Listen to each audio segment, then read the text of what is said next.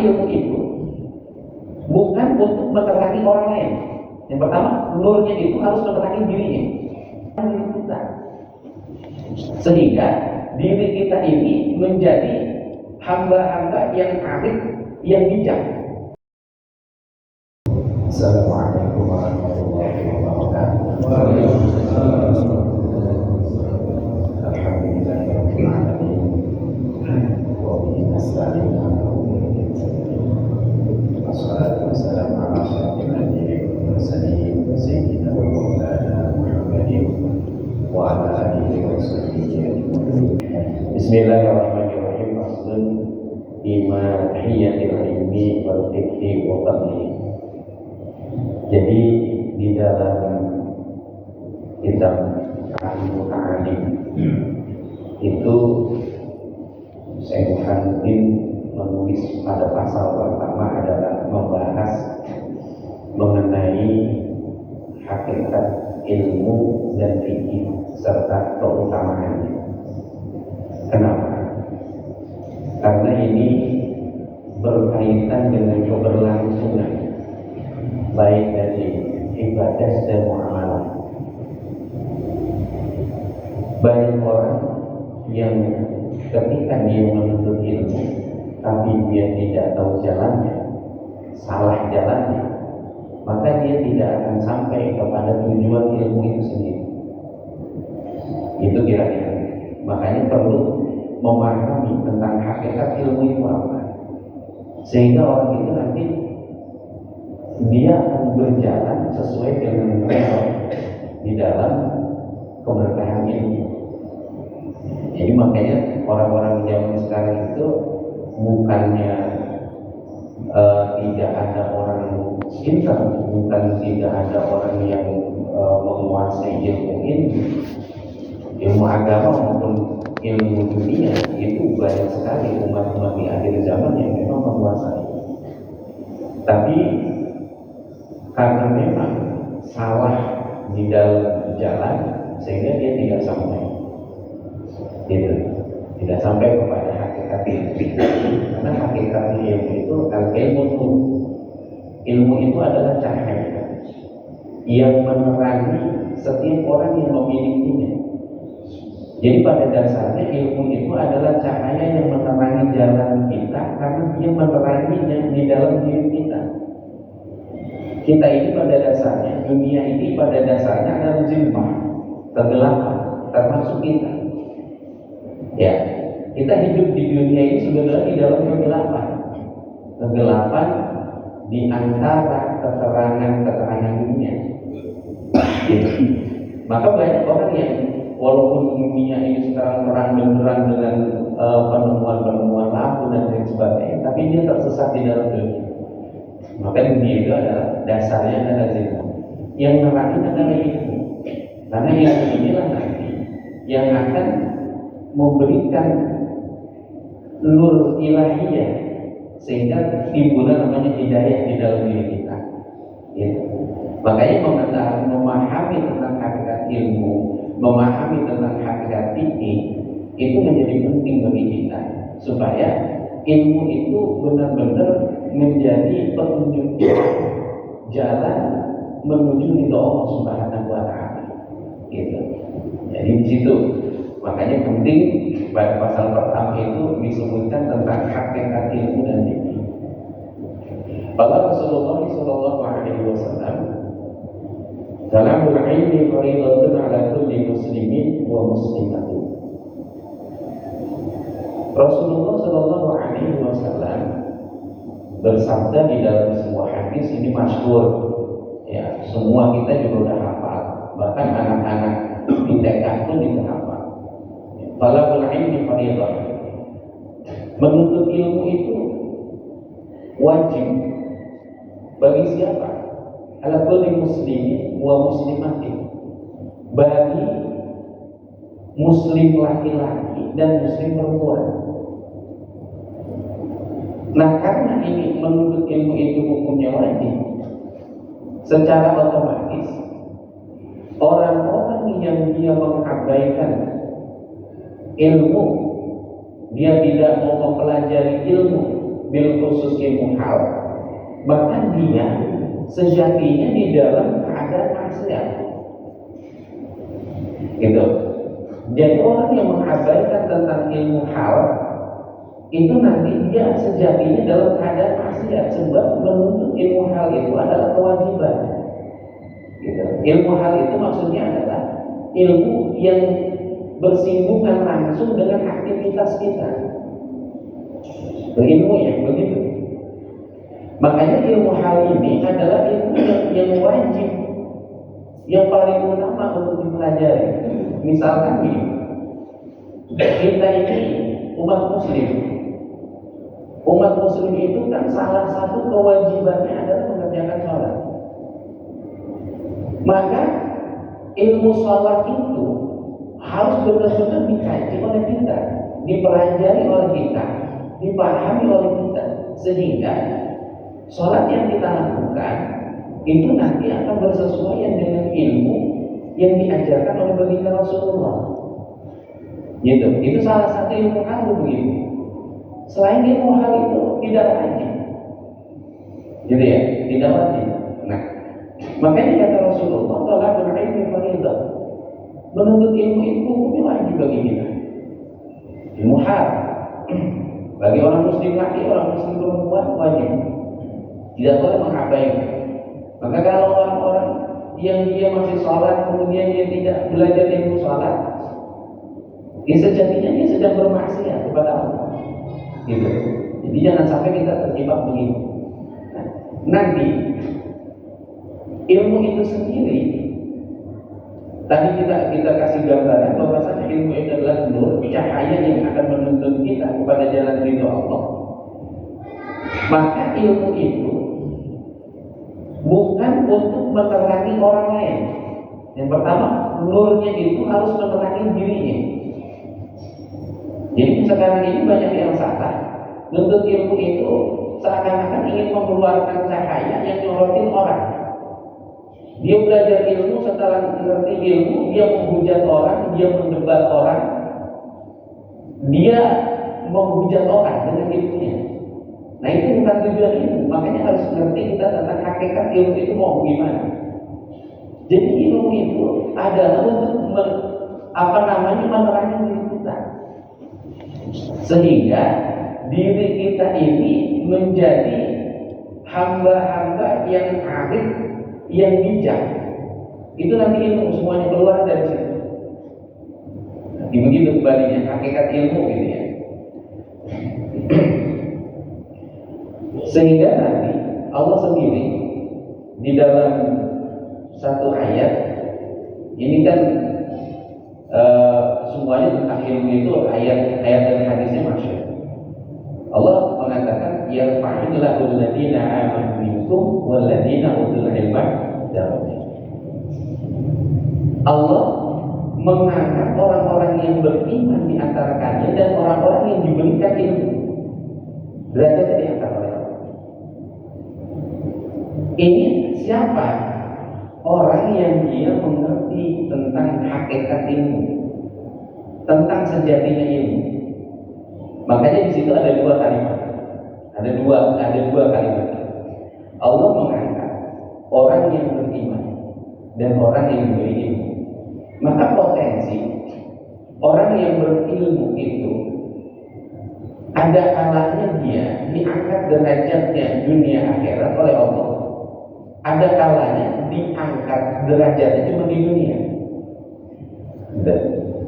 Jadi dari ayat itu diambil kesimpulannya bahwasanya ilmu itu nanti dia akan mengangkat pemiliknya.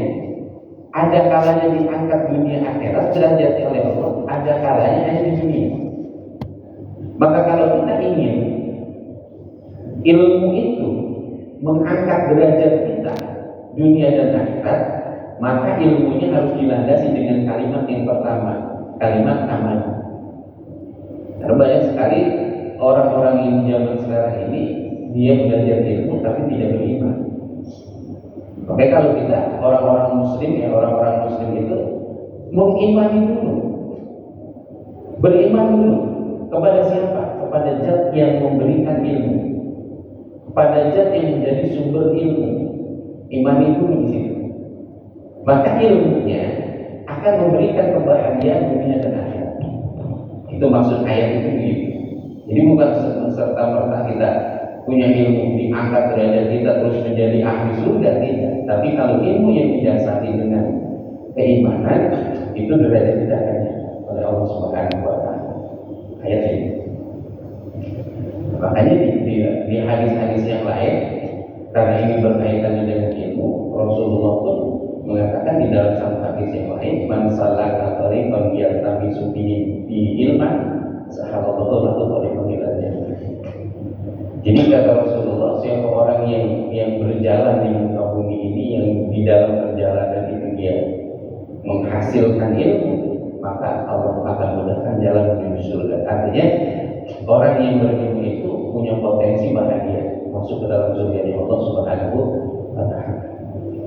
Ya'lam bi annahu la yutaradu ala kulli muslimin wa muslimatin wala kulli ilmin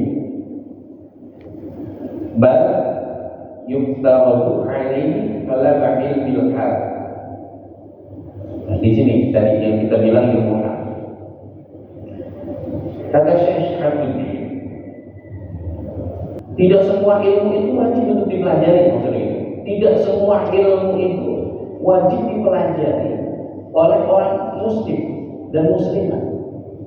Tetapi orang muslim dan muslimah itu wajib mempelajari ilmu hal. Ilmu yang berkaitan dengan hal yang kita sehari-hari.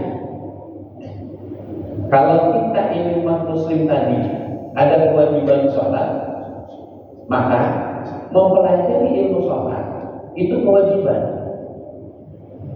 Kalau kita ini sebagai muslim berzakat, ya, maka kewajiban untuk mempelajari ilmu zakat, ilmu puasa, ilmu haji. Sebab kalau kita melaksanakan ibadah, apapun itu ibadahnya, tidak ada ilmunya, maka ini tidak akan sampai ibadahnya. Ya, tertolak ibadah. Maka ini yang wajib bagi kita sebenarnya. Makanya kadang-kadang kita ini suka terjebak di dalam sebuah pengkajian. Kita itu ada hasrat ingin belajar kitab-kitab tinggi yang membahas tentang hal-hal yang luar biasa.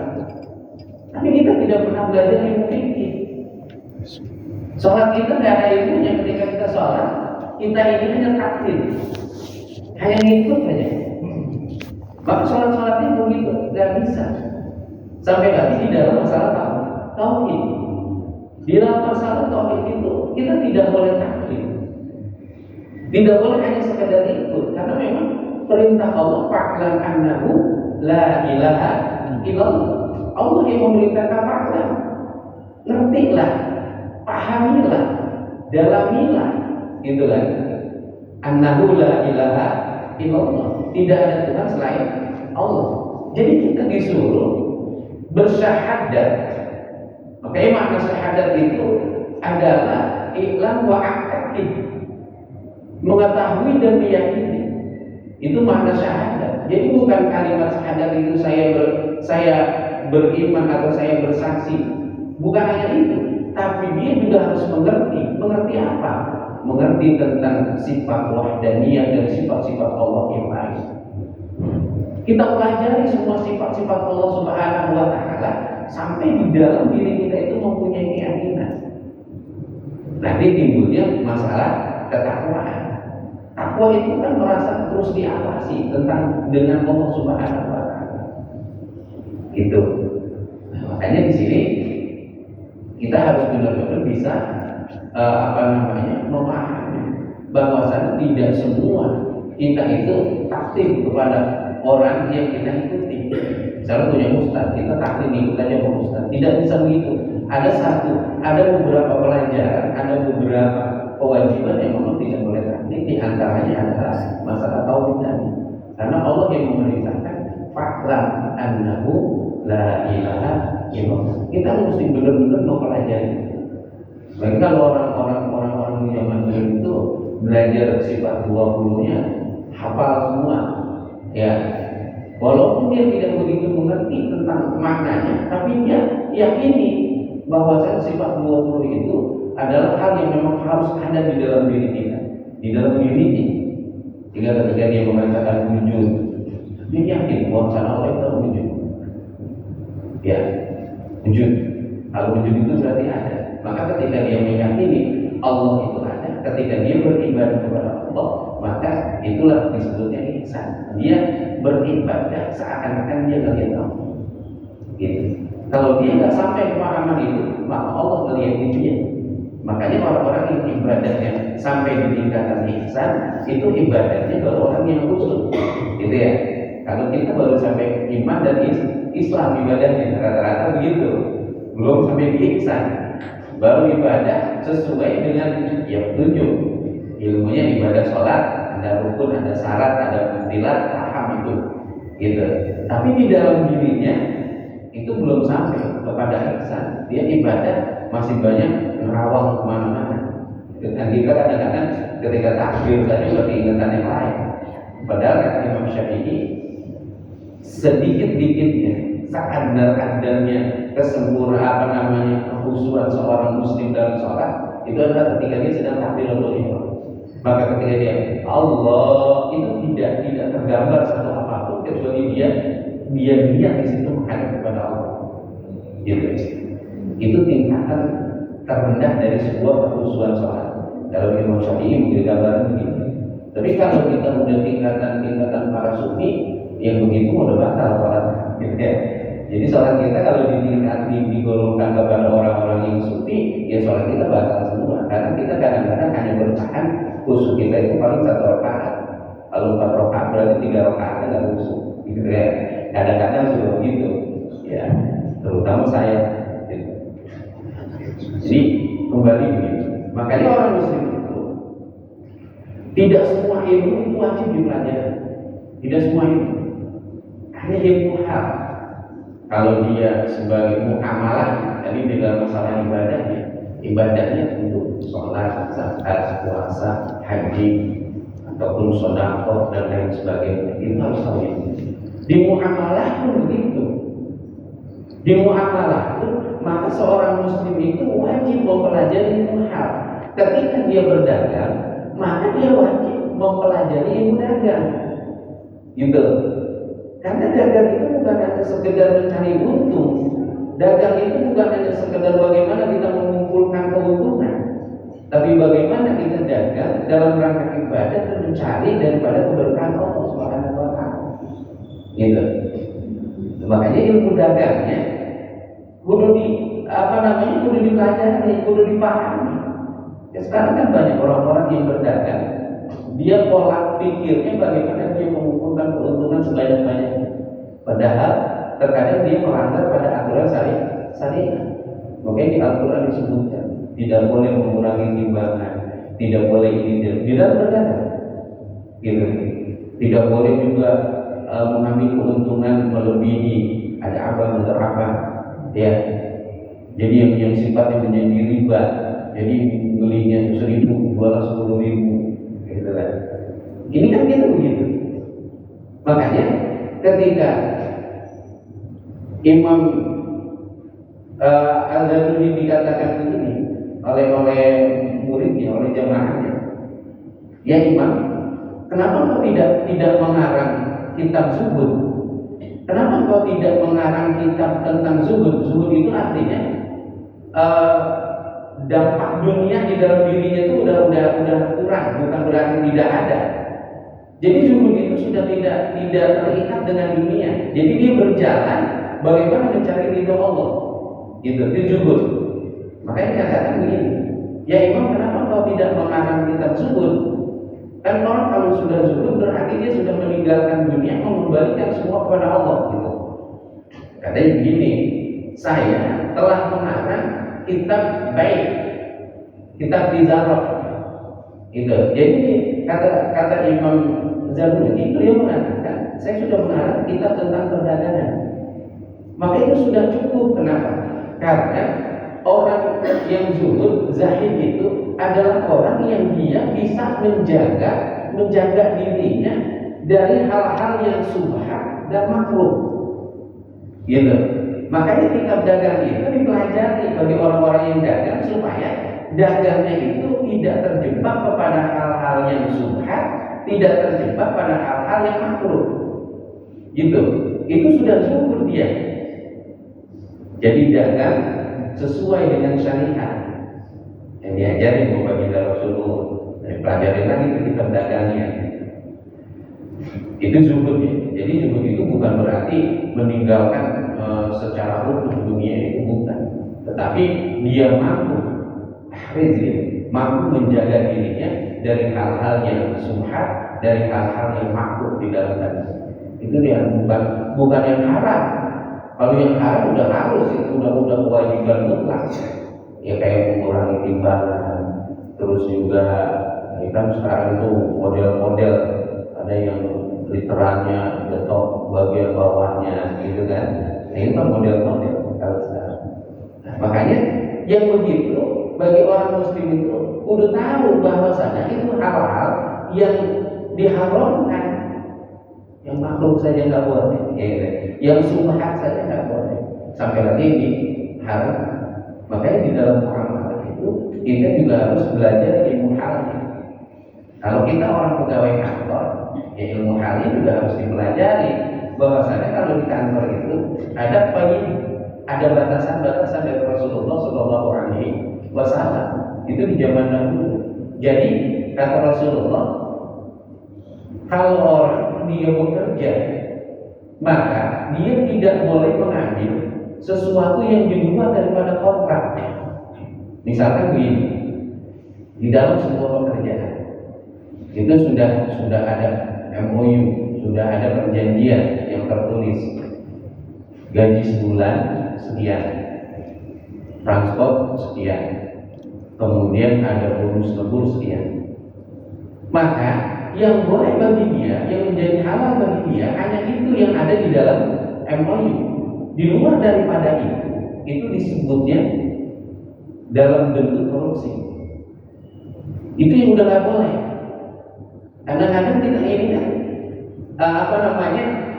jangankan di kantor ya, misalkan kita sebagai pegawai biasa saja ini sama saja. Kalau bekerja itu jadi sesuai apa yang menjadi perjanjian kita, itulah yang disebut hak kita, gitu. Tapi di luar daripada itu kita udah nggak boleh ambil, gitu. Karena yang tadi itu bisa jadi menjadi subhat, bisa juga menjadi haram, gitu. Nggak boleh diambil. Jadi kan makanya sudah banyak sekarang orang yang dia pada akhirnya karena nggak ngerti tentang ilmunya, dia serampangan, gitu. Bahkan sekarang itu banyak juga yang pegawai-pegawai yang memang mengambil malah secara terang-terangan yang memang bukan hak. Nah, ini makanya penting mempelajari ilmu itu sendiri, ilmu hal di dalam muamalah, gitu. Karena nanti pada akhirnya ilmu itu akan mendorong kita menjadi hamba-hamba yang dia akan mengembalikan semua urusannya kepada Allah Subhanahu wa Ta'ala, ilmunya. Jadi mempelajarinya itu kudu benar-benar jelas bagi kita ya di dalam masalah kaitannya. Jadi tidak semua ilmu, jadi gambaran kepada kita ini tidak semua ilmu itu wajib kita pelajari. Yang kita wajib bagi kita adalah ilmu hal yang harus kita pelajari. Karena di dalam satu kata afdalul ilmi ilmu hal wa afdalul amal hifdzul hal. Jadi sebaik-baiknya ilmu adalah ilmu hal dan sebaik-baiknya amal adalah hifdzul hal. Jadi yang dimaksud dengan menjaga hal kita adalah menjaga kondisi diri kita, menjaga kondisi diri kita. Ini jadi itu yang terpenting. Karena terkadang kita ini agak sulit di dalam muamalah kita itu, di dalam beramal menjaga kondisi diri kita. Makanya terkadang ada yang beramal kelihatannya beramal, tapi karena dia tidak bisa menjaga kondisi dirinya, maka amalnya itu tidak lagi menjadi amal yang makbulan di sisi Allah. Nanti begitu. Jadi amal yang paling afdal itu adalah menjaga diri kita, kondisi diri kita jaga. Jadi ketika kita beramal, ketika kita beribadah, bermuamalah, itu benar-benar lillah. Itu yang harus dijaga. Jadi kondisi diri kita perlu dijaga.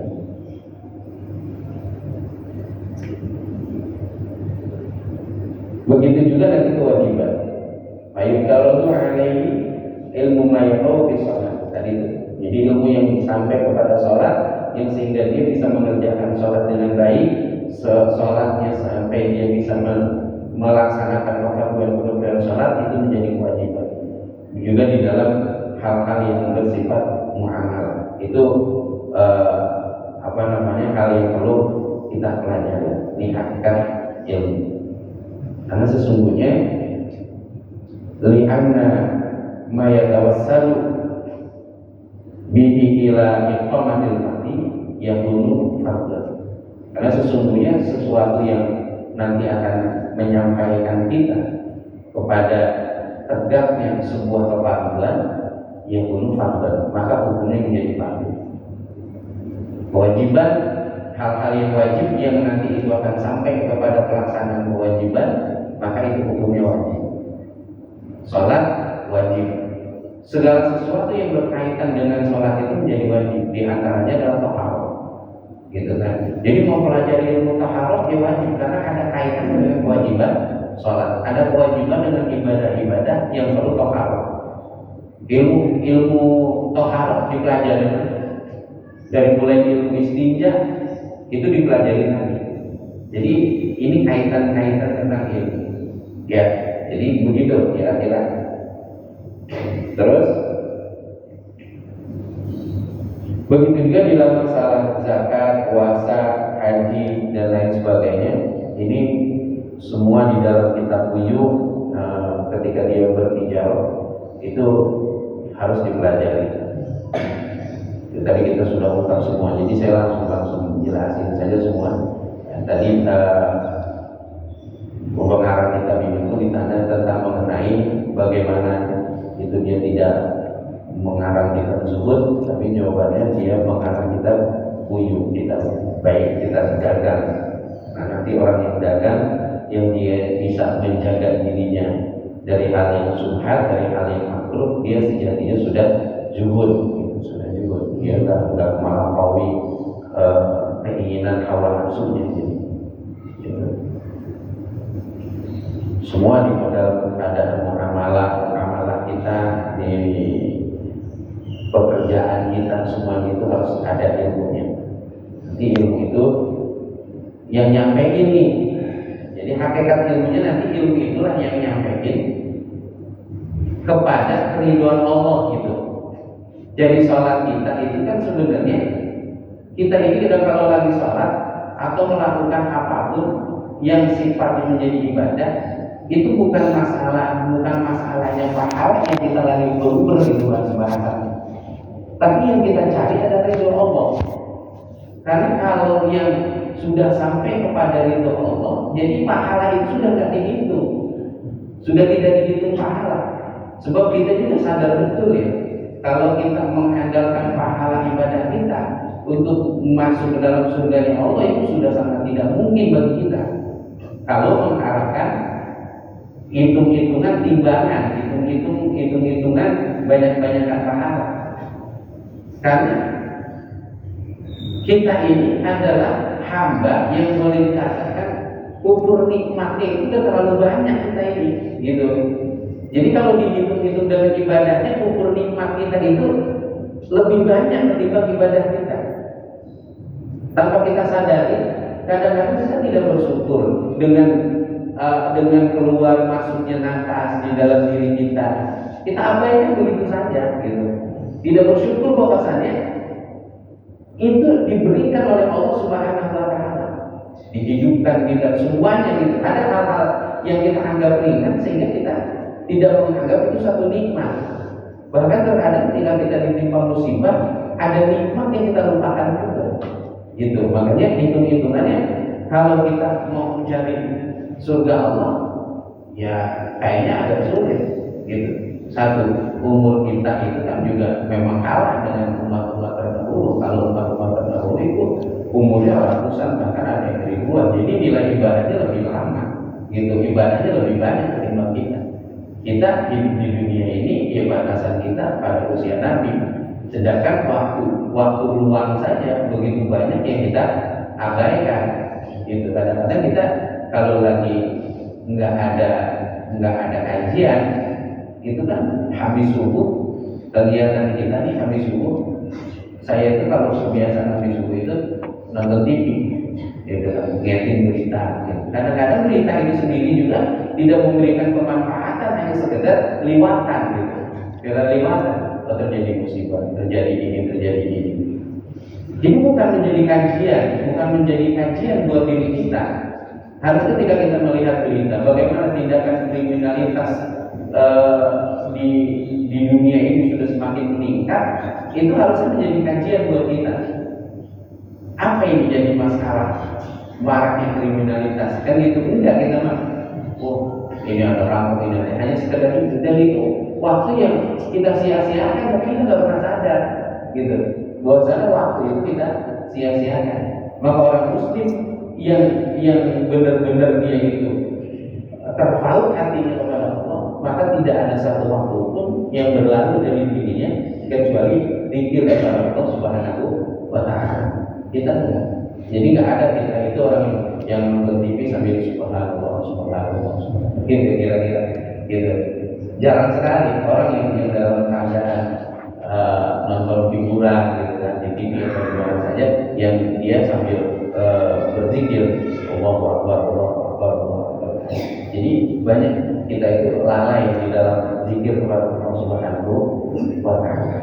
Ini makanya penting kita untuk mengetahui hal-hal yang berkaitan dengan ilmu.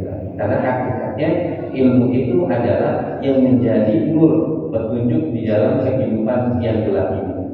Kemudian adalah hal-hal yang menjadi kewajiban kita adalah mempelajari tentang ahwal qalbi, tentang kondisi hati. Ini yang lagi-lagi harus menjadi kewajiban kita, mempelajari tentang kondisi hati kita. Kadang-kadang kondisi hati itu apa saja? Tawakal, inabah, terus juga syafaqah dan lain sebagainya. Itu semuanya lahir dari hati, dari gerak hati kita. Makanya hati itu jangan sampai kotor. Hati itu harus terus bersih, harus terus jernih, sehingga nanti akan mampu mengolah segala sesuatu yang masuk ke dalam dirinya. Ilmu, hidayah dan lain sebagainya itu akan masuk. Tapi kalau hatinya, kalau keadaan hatinya sudah kotor dengan sebab-sebab kemaksiatan atau perbuatan-perbuatan maksiat yang kita lakukan, maka ini akan sulit, gitu. Karena Al-Quran kalla bal rana ala qulubihim ma kanu yaksibun. Kata Allah, tidak demikian. Sesungguhnya hati mereka itu telah tertutup. Oleh apa?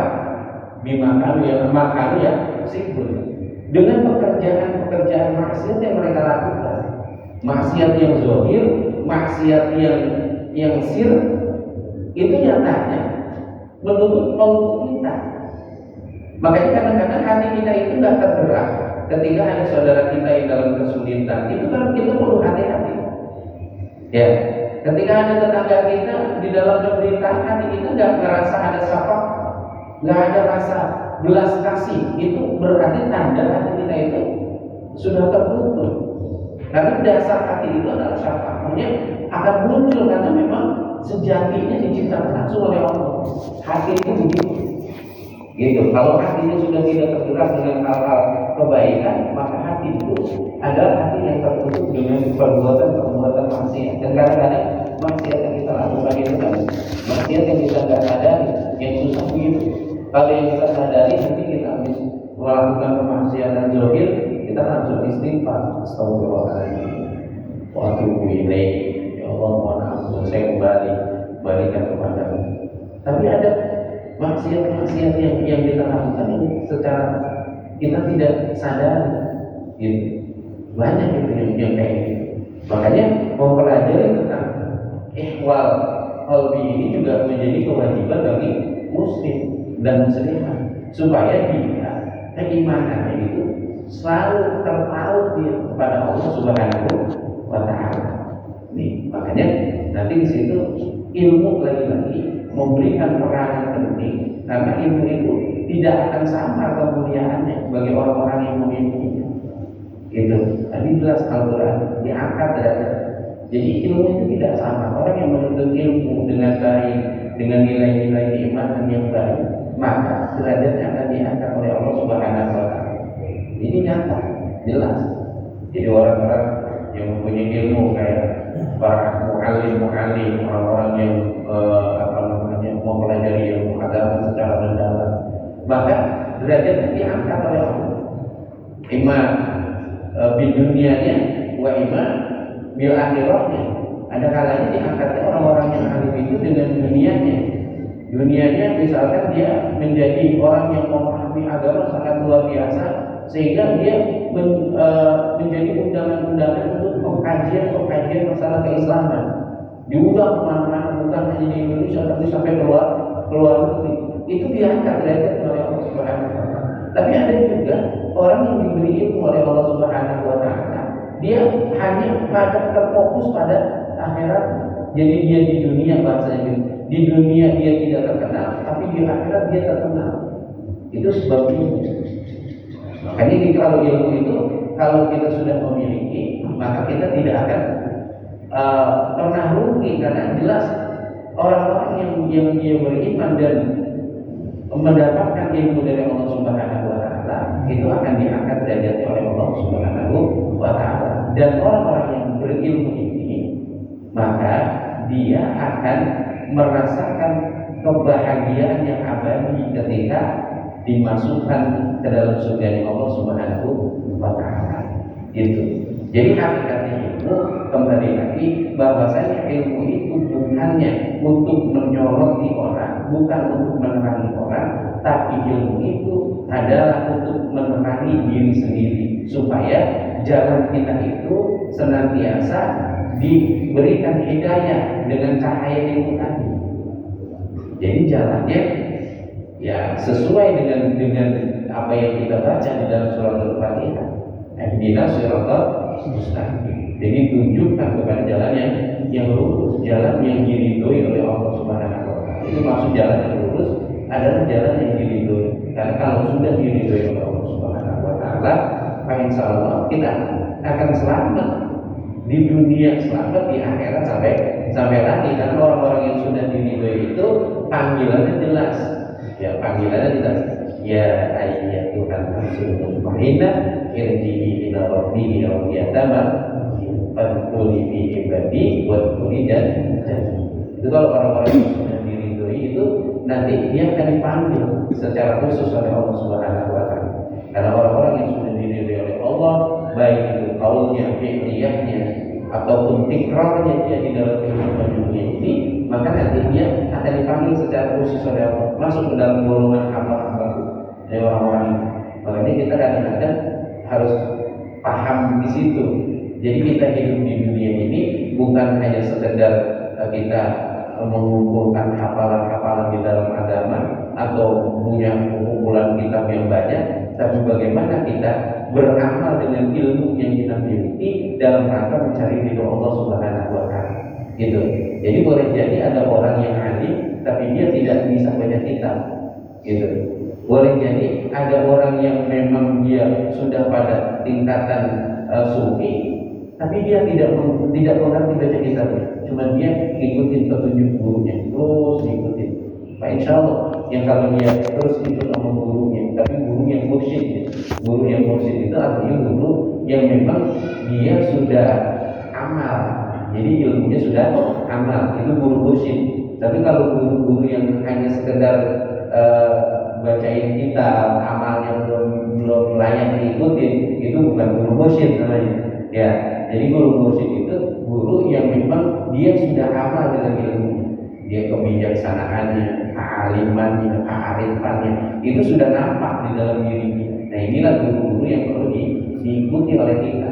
Makanya mencari guru di dalam pandangan ahli sunnah wal jamaah dengan sangat-sangat yang terkait itu menjadi penting. Sebab nanti dari situ dia akan ngerti sampai ujungnya apa yang disampaikan oleh baginda Rasulullah Shallallahu Alaihi Wasallam. Karena ilmu itu terus nyambungnya begitu. Jadi nggak pernah terlepas tuh ilmu itu, sanadnya nggak pernah terlepas dari Allah, Rasulullah, sahabat, tabi'in, terus sampai ulama salafus saleh, nggak pernah terlepas itu. Makanya kalau itu, insya Allah itu ilmu ini jadi amal sesuai dengan apa yang diajarkan oleh baginda Rasulullah. Ya, mudah-mudahan kita ini bisa. Yang terutama adalah bagaimana kita menekankan diri kita untuk hadir di majelis taklim dalam rangka mempelajari ilmu hal, ilmu fikih tadi. Ilmu fikih itu ilmu hal, karena di situ membahas tentang syarat rukun, mubtilat sholat, masalah zakat, masalah ibadah, dan juga masalah muamalah. Ini yang wajib, gitu. Jadi jangan dulu kita terjun ke pengkajian tafsir dan lain sebagainya. Bukan nggak boleh, tapi justru yang lebih wajib lagi adalah ilmu hal tadi, fikih yang harus ada di dalam diri kita supaya sholat kita sesuai dengan tuntunan, zakat kita sesuai dengan tuntunan, bahkan ketika kita ngurusin yatim pun itu sesuai dengan tuntunan. Gitu. Karena sekarang ini banyak juga yayasan yang berdiri, tapi malah kebalik, gitu kan? Malah kebalik, ya ini jadi modal bisnis. Nah ini kan salah lagi, gitu. Banyak. Makanya dinas sosial sekarang itu kan sedang gencar-gencarnya mendata yayasan-yayasan yang kayak ini. Jadi nanti supaya ya kalau pemerintah kan supaya hibah itu tidak disalahgunakan. Tapi kalau di dalam tuntunan agama, justru ketika kita malah mengeksploitasi anak yatim, kan jadi salah. Yang kita harusnya melindungi anak yatim, malah yatim itu seakan-akan menjadi jualan kita. Ini naudzubillah ya. Karena nanti di sana kalau Al-Quran jelas kalau kita makan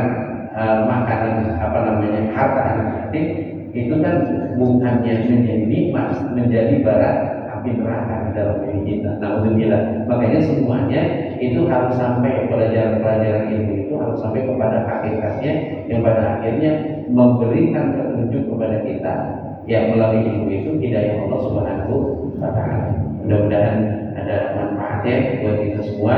Terus hadir di majelis ilmu, terutama majelis ilmu hal, supaya ibadah yang kita lakukan itu sesuai dengan ilmu, muamalah yang kita lakukan sesuai dengan ilmu yang pada akhirnya dengan kita beribadah dan bermuamalah dengan ilmu itu Allah berikan kepada kita dan Allah telah memberikan kebahagiaan sejati masuk dalam surga-Nya. Itu saja yang dapat saya sampaikan karena sudah sedikit lagi cukup ya, kita tutup dengan doa. Mudah-mudahan apa yang saya sampaikan itu bermanfaat khususnya kepada pribadi saya. Mohon maaf, kita berdoa kepada Allah Subhanahu wa taala. Alhamdulillah kita syaitan bismillahirrahmanirrahim. Alhamdulillahirabbil alamin. Hamdan syakirin, hamdan na'imin, hamdan yuwafi ni'amahu wa yujazi mazidah. Ya Rabbana lakal hamdu kama yanbaghi li jalali wajhika wa 'azimi sultanik. Allahumma shalli ala sayyidina Muhammad wa ala ali sayyidina Muhammad. Allahumma ighfir lil muslimina wal muslimat wal mu'minina wal mu'minat al-ahya'i minhum wal amwat. Innaka sami'un qaribun mujibud da'awat ya mu'min hajat ya 'alim sirri wa khafiyat. Allahumma kama an'amta 'alaina bil Islam fazidna minhu. Allahumma kama an'amta 'alaina bil iman fazidna minhu. Allahumma kama an'amta 'alaina bil 'afiyah fazidna minha. Allahumma kama an'amta 'alaina bil hudri fabarik lana fihi fazidna minhu. Allahumma ij'al hadhihi al-buq'atan mubarakah ma'murah dafi'an ila yaumil qiyamah. Allahumma 'afiha ma'murah ila yaumil qiyamah wa barik fi ma'iha wa amitis salihin wa amitis salihin wa amitis salihin wa la'awliya minka kama yakunu ma'uzarha. Rabbana zalamna anfusana wa illam taghfir lana wa tarhamna lanakunanna minal khasirin. Rabbana taqabbal minna عليم وتب علينا إنك أنت التواب الرحيم. ربنا آتنا في الدنيا حسنة وفي الآخرة حسنة وقنا عذاب النار. وصلى الله على سيدنا محمد النبي الأمي وعلى آله وصحبه وسلم. سبحان ربك رب العزة عما يصفون وسلام على المرسلين والحمد لله رب العالمين. Assalamualaikum warahmatullahi wabarakatuh.